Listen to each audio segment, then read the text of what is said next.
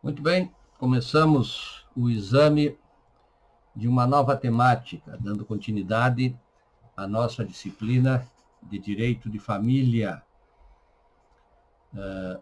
A temática de hoje envolverá o exame da curatela e da tomada de decisão apoiada.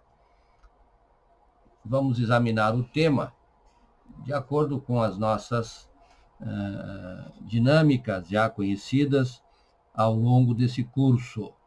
Essa aula é a aula número 13. Vamos examinar alguns aspectos introdutórios, depois veremos a curatela, seus aspectos legais, seus aspectos doutrinários, e também vamos examinar a tomada de decisão apoiada na mesma direção, com os mesmos cuidados, e depois vamos para as atividades de estudo dirigido. Introdução. Nós estamos examinando o chamado direito protetivo da família, que agrega, pelo que vimos, esses institutos: poder familiar, a guarda, a tutela, a curatela e a tomada de decisão apoiada, e, além disso, também os alimentos. Então, vejam, 1, 2, 3, 4, 5, 6 institutos que atendem certas necessidades, certas demandas nas relações entre os integrantes do grupo familiar.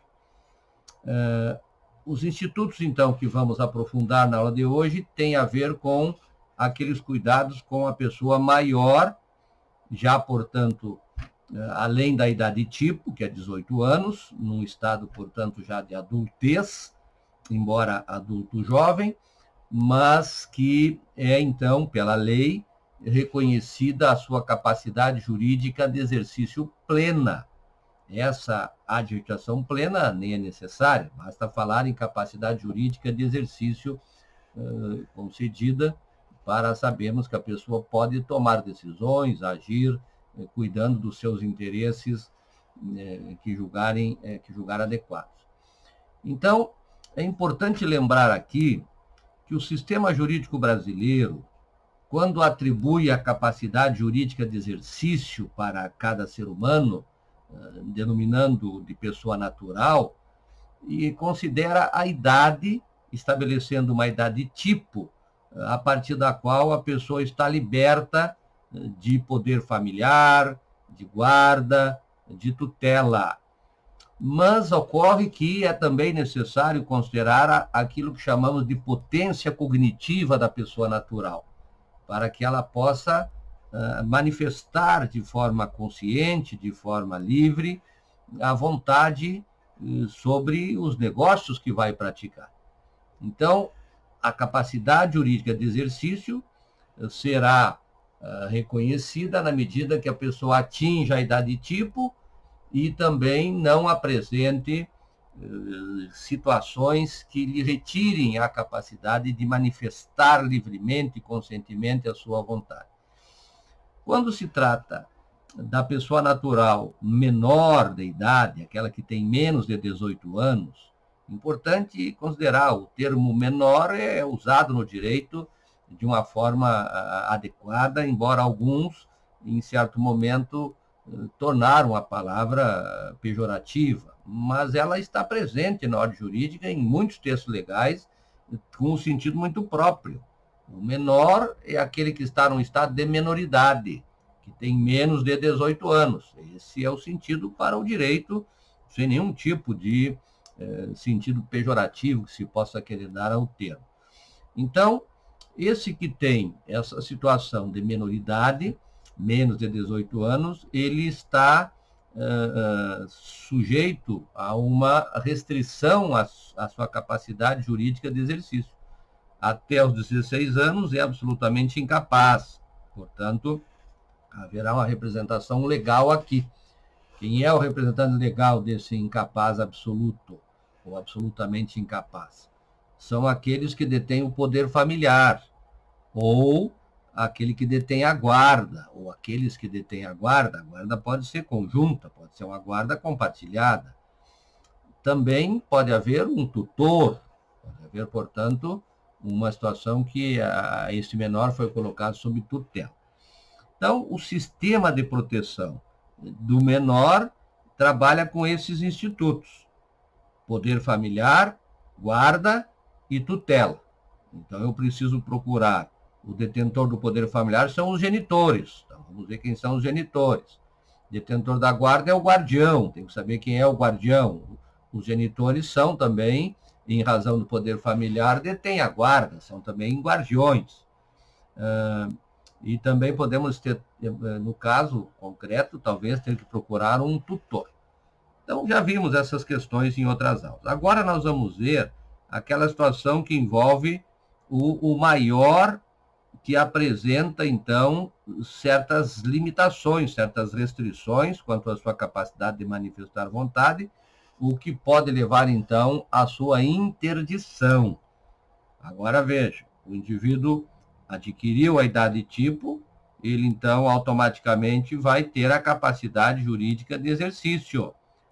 Será necessário, então, uma interdição, um procedimento, portanto, judicial, para identificar quais são as restrições que eventualmente ele pode sofrer.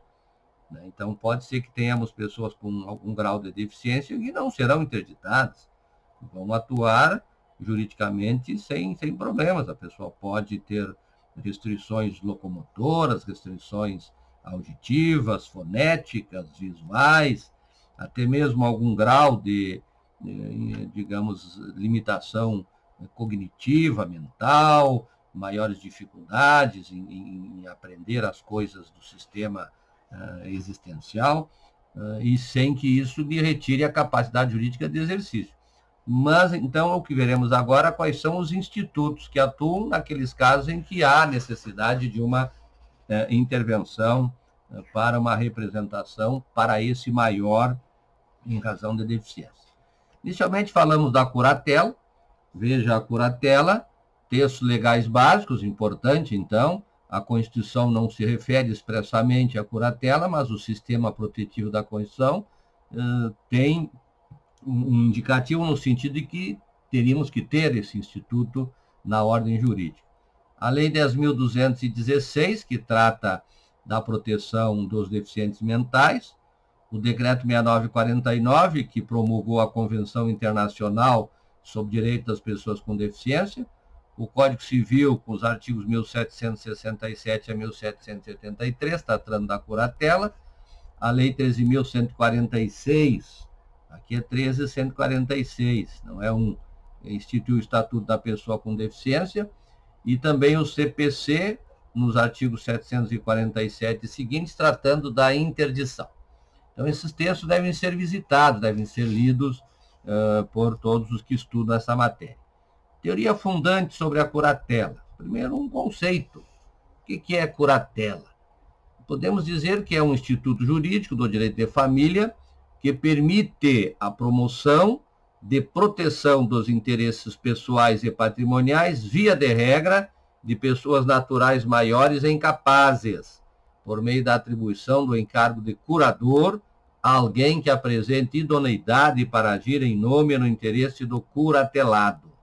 Então, notem que esse instituto ele vai possibilitar esta imputação de um encargo para uma outra pessoa natural que apresente potencialidade de agir na defesa do interesse do curatelado, do interditado.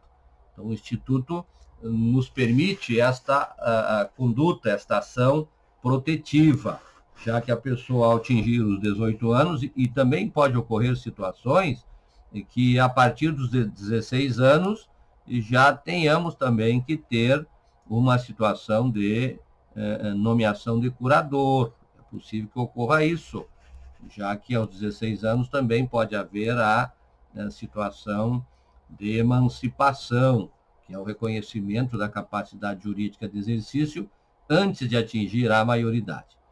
Então, eis o conceito, nos trazendo esta informação, de que é um instituto posicionado no direito de família, a curatela, e é por meio desse instituto que nós vamos, então, ter condições de identificar alguém para representar, a partir de um processo judicial, uma outra pessoa natural que apresenta apresenta restrições que levam à sua interdição. Fundamentos e finalidades, e também função da curatela. Primeiro, a questão de que existem pessoas naturais maiores incapazes. Então, é um problema, isso é uma realidade. Nós temos pessoas maiores que são incapazes, que apresentam restrições derivadas de doenças, derivadas da própria velhice, também, às vezes, causadas por acidentes, e, portanto, essas pessoas, elas precisam que se tenha uma solução para o caso delas, que tenha alguém que administre os interesses pessoais e patrimoniais delas, em razão de que elas não têm essa potencialidade pelas situações que já me referi. Também a questão da função. Aqui o que se quer é proteção dos interesses pessoais e patrimoniais daquele que é interditado, daquele que é, então, submetido à curatela. É uma função importante, relevante, porque se não houver, se a própria pessoa não tem as condições de proteger seu interesse, é preciso que alguém seja encarregado disso, alguém seja, então, responsabilizado por essa gestão. E é por via da curatela que nós vamos encontrar este caminho. Então, esta é uma função. Finalidade, representação legal do interditado ou curatelado. O curatelado, a partir dos 18 anos, se não tivesse essa situação da necessidade da intervenção, por ser deficiente, seria ele mesmo o responsável por cuidar dos seus interesses. Ele que tomaria conta do seu patrimônio, decidiria sobre casamento, sobre o não estável, sobre reprodução, sobre ter filhos ou não. Então, vejam que aqui é preciso alguém que exerça essa representação legal, tendo em vista que, não obstante atingiu a idade tipo, lhe falta, então, as condições perceptivas, sensoriais, para tomar decisões com segurança jurídica. Os pressupostos e as características da curatela. O pressuposto fático, aqui nós destacamos que o interditando ele tem que apresentar aquelas limitações que a lei indica, que a lei apresenta. Não se trata, portanto, de algo que pode ser inovado. Alguém diz, não, esse aqui, porque ele gosta da cor X, nós vamos interditar. Não, aquele lá, ele torce para o time tal, vamos interditar. Aquele lá, ele gosta de apreciar a natureza e acha bonito as borboletas voando, vamos interditar. Não, não é assim que funciona. É preciso se identificar aquela limitação que a lei diz que pode trazer como causa a interdição. E aqui no artigo 1767 do Código Civil nós encontramos, isso aqui do Código Civil, artigo 1767, estão sujeitos à curatela aqueles que, por causa transitória ou permanente, não puderem exprimir sua vontade. Vejam que é uma situação aberta.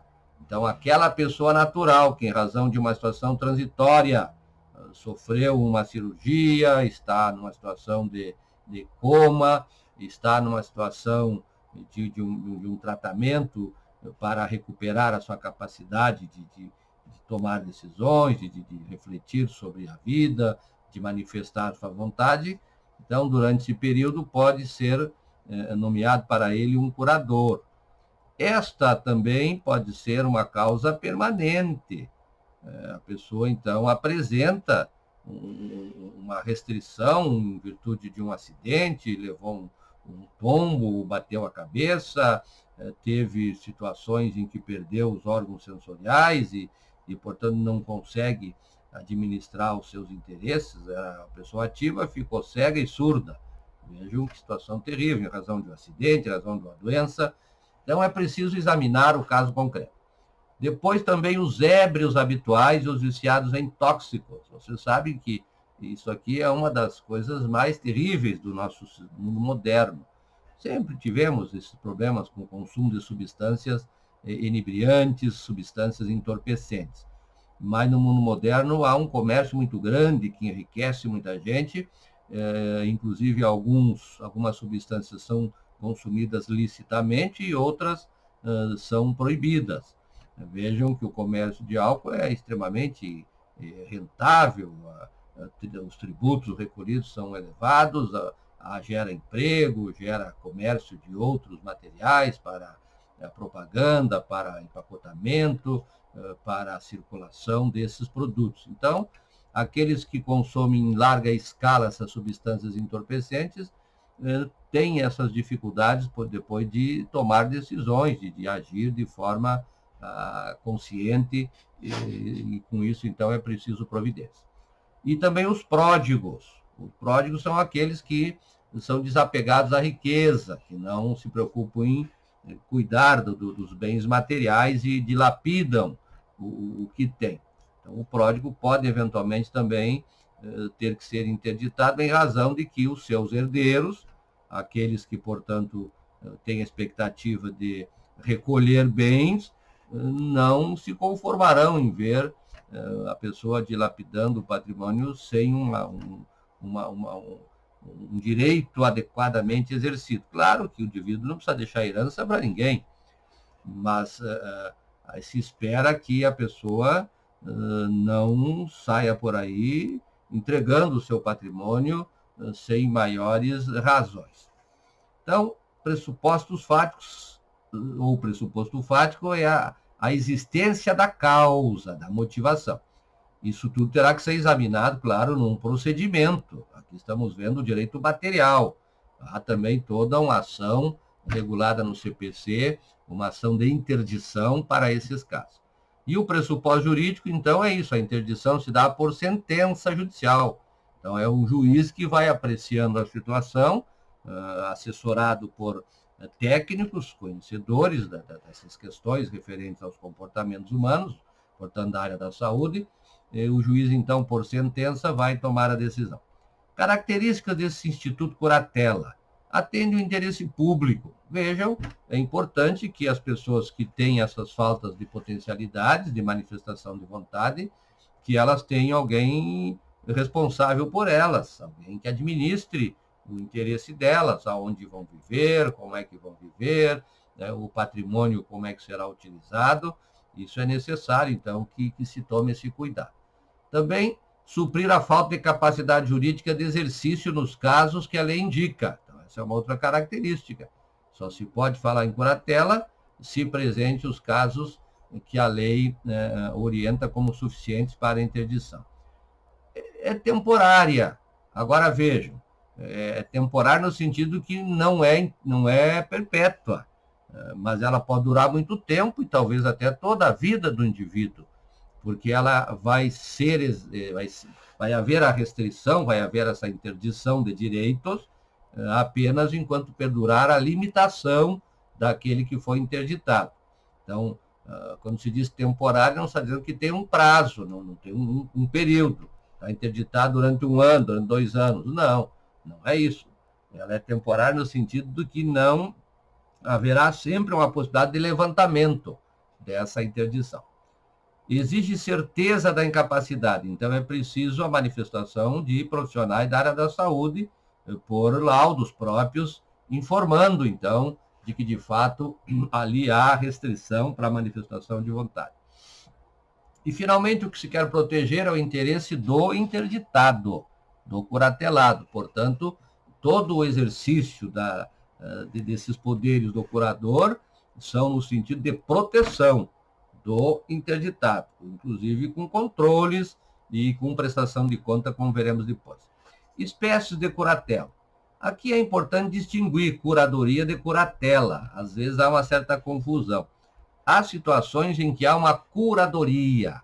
A curadoria é de bens. Se exerce curadoria sobre bens. Há uma curadoria, por exemplo, no caso de bens artísticos, uma curadoria no caso de bens de ausentes, curadoria no caso de herança jacente, a curadoria no caso de animais. Você pode ter, por exemplo, situações de curadores que protegem determinados bens, que são responsáveis pela gestão, pela administração, mas com a figura da curadoria, não é curatela. Curatela é diferente de curadoria, não obstante, às vezes, aí haja uma certa confusão entre aqueles que falam sobre a temática. A curatela também pode ser compartilhada. O artigo 1775-A do Código Civil trouxe essa possibilidade. Vejam aqui, artigo 1775-A. Na nomeação de curador para a pessoa com deficiência, o juiz poderá estabelecer curatela compartilhada a mais de uma pessoa. Então, a ideia de procurar proteger o interditado, criando, então, esta divisão ou fortalecendo, portanto, a curatela, já que duas pessoas certamente vão ter mais condições de cuidar dos interesses do interditado.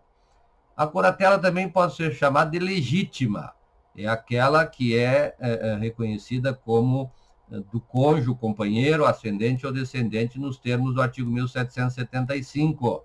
Vejam o que diz aqui do Código Civil.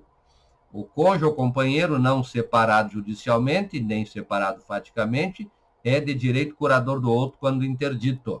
Então, o legislador está dizendo que se a pessoa é casada ou é convivente, o seu companheiro ou o seu cônjuge vai ser, então, de direito o seu curador. Mas é importante aquele senão, não separado judicialmente ou faticamente. É preciso examinar essa situação. Na falta do cônjuge, na falta de companheiro, é curador legítimo o pai ou a mãe, os genitores. Vejam, o pai ou a mãe, como uma preferência para o homem. Na falta destes, o descendente que se demonstrar mais apto. Aqui, geralmente, os pais, nós sabemos, eles talvez exercerão até mesmo uma curatela compartilhada, já que o poder familiar, na verdade, é compartilhado. Vejo que o poder familiar é exercido igualmente por ambos os genitores. Não há nomeação de um depois de outro. Então, aqui podemos até discutir, às vezes, essa questão, se houver um litígio entre os genitores, de que eles terão que atuar como curadores compartilhadamente, naqueles casos que couber, por certo. Então, a curatela legítima é esta, aquela que a lei indica quem é que é o curador. E a curatela dativa, aqui do parágrafo 1º do 1775. Na falta do cônjuge ou companheiro, o curador legítimo, o pai ou a mãe. Na falta deste, o descendente mais apto, se for mais apto. E o parágrafo 2º. Entre os descendentes, os mais próximos procedem os mais remotos. E o parágrafo 3º, então, o dativo.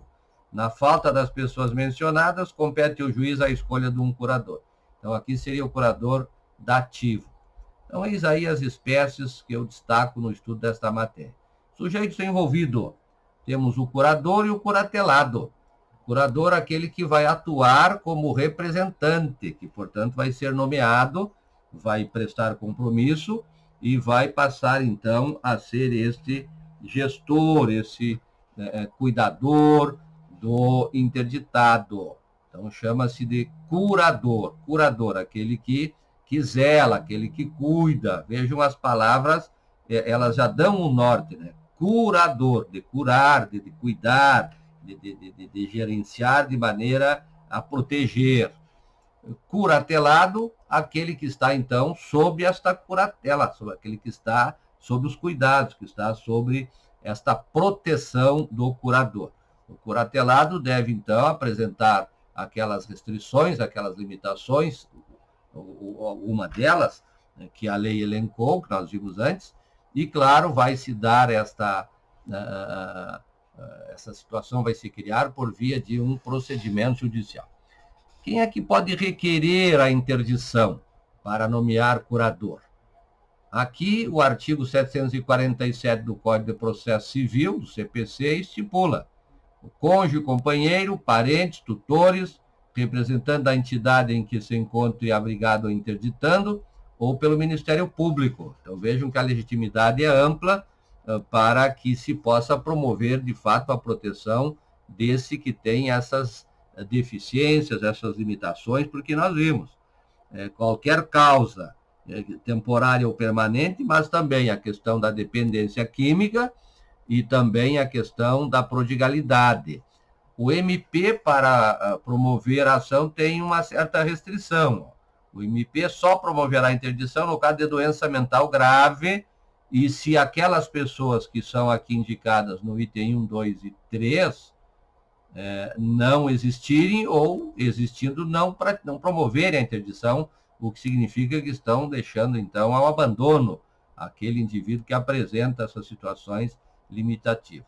Ou se existirem aqui, no caso do 1 e 2, mas forem incapazes. Vejam que o 3 é aquele que é o dirigente lá da entidade onde está abrigado interditando. Aqui está se falando daquelas clínicas, daquelas entidades que acolhem pessoas, por exemplo, idosos, né, instituição de longa permanência, ou aquelas clínicas que cuidam de pessoas que têm essas dependências de substâncias entorpecentes e procuram tratamento médico. Então, vejam que há toda uma preocupação com a legitimidade para requerer. Status, aquisição, exercício e extinção. Aqui é importante sempre saber isso. Como é que alguém se envolve numa relação de curatela, como é que alguém entra nesse status? Então, a aquisição aqui exige nomeação por sentença judicial. Tem que ter, portanto, um processo para isto. Como é que há o exercício? O exercício é semelhante à curatela e à tutela, o que diz o artigo 1781. As regras a respeito do exercício da tutela aplicam-se da curatela, com as restrições do artigo 1772 e aquelas da seção onde está o artigo 1781.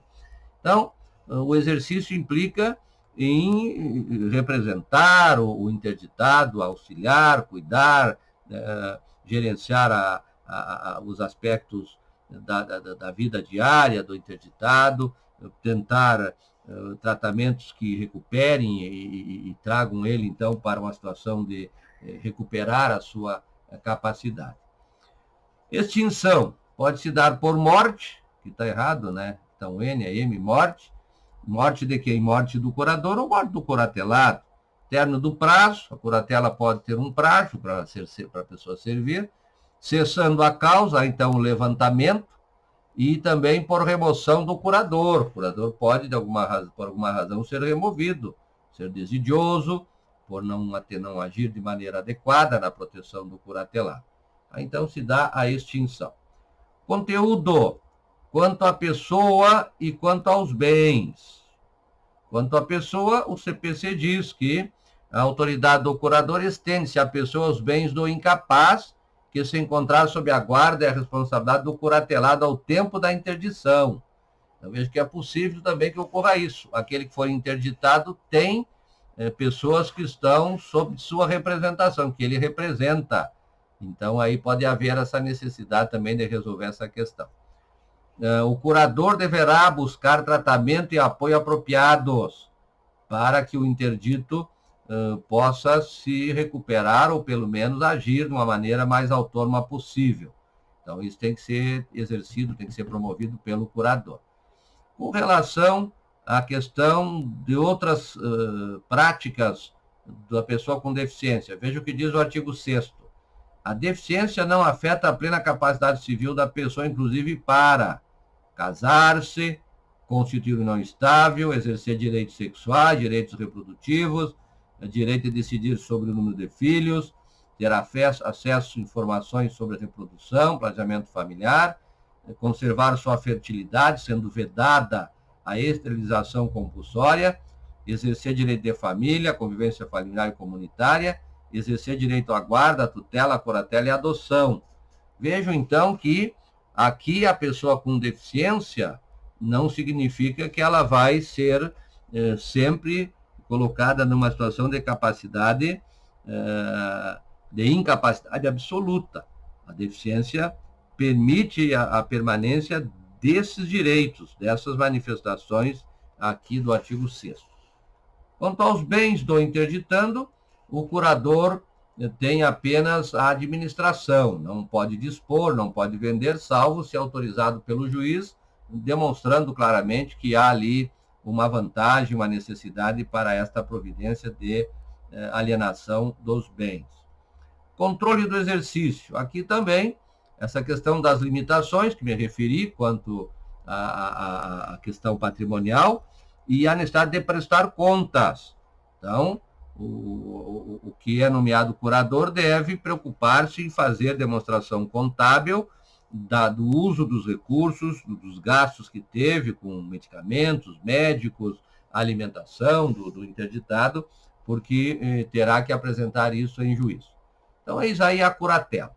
Vamos verificar agora a tomada de decisão apoiada. Aqui os textos legais básicos também. Utilizamos aqueles que se referem às pessoas com deficiência, mas no caso do CC, o artigo, então, é o 1783-A, que regula esse instituto. Os outros são apenas textos legais de referência quanto a isso. Teoria fundante. O que é esta tomada de decisão apoiada? O artigo 1783-A nos diz, é um processo, na verdade, aqui a palavra processo não é adequada. Na verdade, é um procedimento, é uma maneira pela qual a pessoa com deficiência elege pelo menos 2 pessoas idôneas, com as quais mantenha vínculos e que gozem de sua confiança para prestar-lhe apoio na tomada de decisão sobre atos da vida civil. Vejam, atos da vida civil, os atos mais variados, compra, venda, troca, casamento, aquilo que é necessário. Aqui, no caso, seriam contratos, todos que eu me referi. Aqui já é mais amplo, são os atos em geral, fornecendo-lhe os elementos e informações necessários para que possa exercer sua capacidade. Então, a ideia aqui é que esse instituto, ele resolva o problema daquelas pessoas que têm uma deficiência, mas que não é tão grave a ponto de ser interditado. E também não é tão mínimo que a pessoa não precise de um apoio na sua vida de gerenciamento dos seus interesses.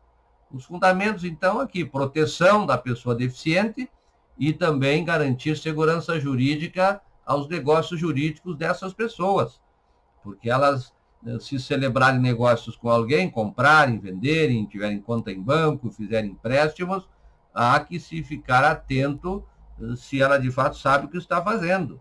Vejam agora a questão dos aposentados, como é comum empresas procurarem, de alguma forma, fazer empréstimos consignados a largo prazo, 70 vezes, de tal maneira que a pessoa, às vezes, não sabe bem o que está fazendo. Então, é preciso examinar se há uma deficiência ali, em razão já da idade, necessitando de alguém que auxilie. Então, poderia-se ter isso, né? Quer dizer, vai fazer um negócio num banco, a pessoa vai, não está interditada, mas é preciso que vá mais alguém junto que tenha esse respaldo jurídico, que seria, então, esse que foi com esse processo que nós vimos ali, esse procedimento, foi nomeado para isso. Características: um apoiado, a pessoa natural com deficiência, então, no caso, temos uma pessoa natural, que será o apoiado, e que, então, deve ter deficiência. Uma pessoa, não pode ser, portanto, um termo plural. Cada um fará a sua manifestação via judicial, pedindo ao juiz, então, que também interceda aí no caso da nomeação dos apoiadores. No mínimo 2 apoiadores, pessoas naturais, que apresentem vínculos com o apoiado. Não precisa ser um vínculo de parentesco, não precisa ser um vínculo que tenha, assim, um grau muito próximo, muito íntimo. Pessoas que tenham um vínculo que sejam conhecidos, que sejam da confiança do apoiado. Claro, pessoas capazes, pessoas, portanto, que não tenham restrições quanto ao seu comportamento, à sua ação na gestão dos negócios. E um procedimento de jurisdição voluntária. Isso aqui tudo são características desse instituto. Há, portanto, a necessidade de submeter ao juiz esse termo no qual essas pessoas se comprometem, o apoiado a aceitar as informações, a participação dos apoiadores, e os apoiadores em agirem no sentido de orientar adequadamente o apoiado. Sujeitos envolvidos: temos o apoiado, temos apoiadores. O apoiado é a pessoa natural com deficiência, que necessita, então, desse apoiamento ao tomar decisões sobre atos da sua vida civil. Apoiadores, pessoas naturais também, que tenham, então, se por via de termo escrito, sido, então, constituídos como apoiadores desta pessoa natural apoiada. Deve ser pessoa natural, maior, capaz, e que também não tenha limitações quanto à sua idoneidade para agir como apoiador. Conteúdo: auxiliar, então, na prática de atos da vida civil no sentido de orientação. Vejam que há uma semelhança lá com a questão do relativamente incapaz, se olharmos bem isso. Nós temos lá quem tem de 16 a 18 anos está na faixa dos relativamente incapazes. Então, ali há uma assistência, né? Aquele que está como relativamente capaz participa do negócio, mas o seu representante legal assina junto. Os dois participam. Essa é a mesma ideia aqui. É como se estendesse a incapacidade relativa também aqui em razão de alguma deficiência, embora já tenha atingido a idade tipo. A questão da aquisição, do exercício e da extinção. Isso tudo está no artigo que regula a matéria, o artigo lá do Código Civil 1783-A, nos parágrafos. Parágrafo primeiro fala da aquisição. Para formular pedido de tomar decisão apoiada, a pessoa com deficiência e os apoiadores devem apresentar termo escrito, portanto, no qual conste os limites do apoio a ser oferecido e os compromissos dos apoiadores, inclusive prazo de vigência desse acordo, desse termo, e também o respeito à vontade, aos direitos, aos interesses da pessoa que devem apoiar. Então, vejam que é mais ou menos como se fossem assistentes. A palavra apoiadores dá mais ou menos essa ideia. Aquela assistência que se tem para o relativamente incapaz se torna aqui um apoiamento para o maior que tem essa deficiência que justifica, então, esse modelo. Parágrafo segundo, o pedido de tomada de decisão apoiada será requerido pela pessoa a ser apoiada com indicação expressa das pessoas aptas a prestar o apoio previsto na cabeça do artigo. Antes de se pronunciar sobre o pedido de tomada de decisão apoiada, o juiz, assistido por equipe multidisciplinar, após oitiva do MP, ouvirá pessoalmente o requerente e as pessoas que lhe prestarão apoio. Então, notem que há uma previsão do legislador no sentido de que o juiz deve aferir com cautela, com cuidado, o que está ocorrendo, né, para que ele homologue esse termo aí de compromisso dessas pessoas. O exercício, então, aqui diz respeito a essa assistência que será dada pelos apoiadores ao apoiado, e notem aqui, terceiro com quem a pessoa apoiada mantém a relação negocial, pode solicitar que os apoiadores assinem também o contrato ou acordo, especificando por escrito sua função em relação ao apoiado. Então, coloca-se lá nos contratos em que participa o apoiado, que ele foi, então, apoiado por pessoas X e X que exercem esta função de apoiadores. Isso deve constar no contrato que é afirmado por este apoiado com terceiros. A extinção, também aqui, ó, negligência, se for desidioso na sua tarefa, o apoiador, pode haver, inclusive, denúncia, principalmente ao MP, e também a pessoa apoiada pode, a qualquer tempo, também solicitar o termo do acordo, firmado em processo de tomada de decisão apoiada. Então, vejam que há essa situação de extinção pelo decurso do tempo, por destituição dos apoiadores, de um ou dos dois. Se sai um, tem que ser no mínimo dois, como vimos, né? E também o apoiador pode se afastar. Então, pode ser afastado o apoiador, ele pode se afastar, pode decorrer o tempo, pode ocorrer a morte também, é uma situação que pode levar à extinção. Então, quando se examina a extinção, nós queremos entender quais são os fenômenos que podem levar ao desaparecimento daquele vínculo. É o que vimos aqui nesses parágrafos. O controle do exercício. Aqui diz o artigo no parágrafo 11, aplicam-se a tomada de decisão apoiada, que couber as posições referentes à prestação de contas na curatela. Então, aquele que é apoiador tem que saber que, ao agir, ele tem que tomar cuidados, produzir documentos, assegurar-se de que vai prestar contas de tal maneira que vai convencer que agiu de forma cuidadosa. Conclusão. A produção jurídica da pessoa natural deficiente necessita de aprimoramento, efetividade e eficácia. O que estou dizendo aqui? Embora vimos ali, existe curatela e tomada de decisão apoiada, dois institutos importantes, também observamos que há uma necessidade de melhorar as políticas públicas que protegem a pessoa deficiente. É preciso dar efetividade para as pessoas que têm deficiências auditivas, deficiências visuais, deficiências fonéticas, mesmo o uso da linguagem de Libras, da linguagem por Braille. Há uma certa, digamos, fragilidade nessas políticas, mesmo na questão da mobilidade também.